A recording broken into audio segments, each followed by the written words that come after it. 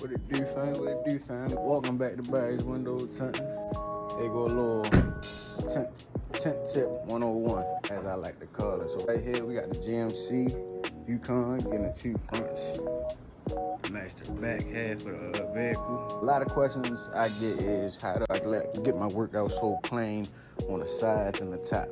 So today I'm gonna show you all my little prepping technique I like to do before I even start working. So what I like to do is first, of course, turn on the vehicle.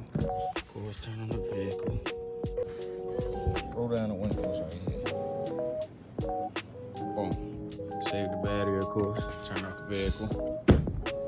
And the first thing I like to do, see all these little fibers and stuff like that?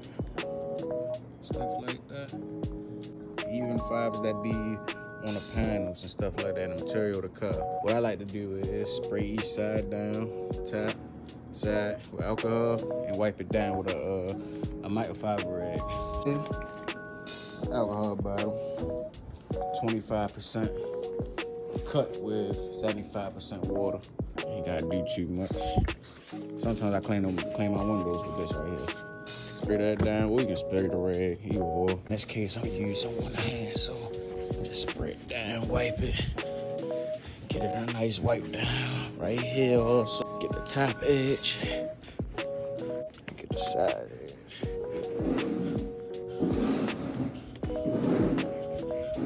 Get all that. Wipe around it now, the perimeter of the window.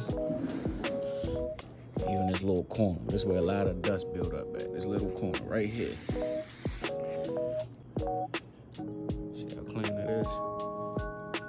Cool. So now I'm gonna show you what I do after that. So after that little wipe down, what you wanna do is, of course, turn back on the car. Roll the windows up. So you got one or two options right here. I do either or, depending on how I feel. I spray it down with the alcohol, dilute it with water. Give it a cool wipe down. Get all this little dirt and debris, little fibers off the front of the window, because they fly in the air. And some things you cannot see. Somehow, for some reason, little things like this really work because you'll get fibers, dust, and anything in your tint. So you want to get that a little wipe down. Or like I said, another option is you can spray it down, scrub it down with a scrub pad on the outside, squeeze it. So right here, this is a ready window to put the tint on and ready to shrink. Not install, but shrink. All right, so look, the next thing I like to do is, after I prep the window already, take another microfiber rag and wipe down the sides. What's the name? It just never can be too short. I know we already did it in the first step, but also do it again from the inside. Like I said, you never can be too short. Particles, fibers, dust, all that flies around in the air area, things we can't see. So it's always okay to take that extra step, even though it might take a little longer, but guess what? Your work gonna be clean, your work gonna be better. You'll be more proud of your work. You wanna sign that bitch and send it off. So a little extra wipe after you squeeze it down, prep and everything, and then squeeze it again, just in case anything flew on the window as you was doing that. So when you're prepping the top half of the window, as you roll it down, or prep the bottom half, what you want to do is with your scrub pad, go to the top edge, work your way all the way over. Keep going for a couple more tries. Some windows might be clean, some might have this little bit of dirt on there. If you know, you know. So after that, take your microfiber rag, right? Tuck your finger, and get the top half right again. The rag. Just to pick up extra little fibers from it. And you squeeze it up. After you squeeze it up, put the sides again with the microfiber rag. Like I said, you can never be too short. There's nothing wrong with a little bit of extra caution.